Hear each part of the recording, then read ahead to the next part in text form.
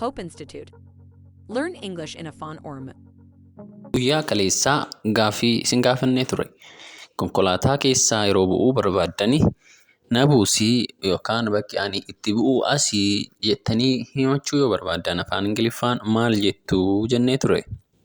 Baay'een keessanis deebii keessan koomentii irra nuu keessaniittu.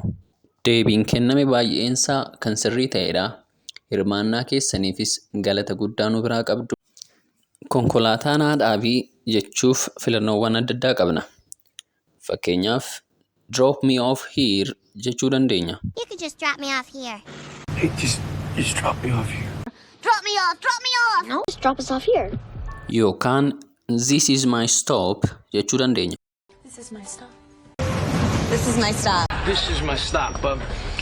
This is my stop. Dabalataan this is where I get off jechuu dandeenya.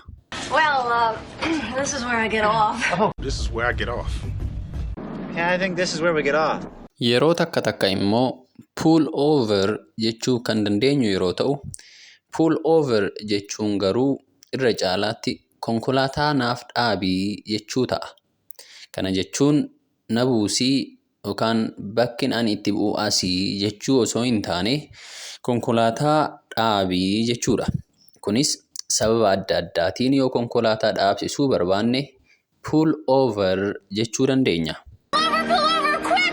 Pull over! Can you pull over? No. Can you pull over? Don't Would you pull over. Would you Don't pull pull over? over. Pull over! Pull over! Hey, pull over, pull over. Here? Yeah.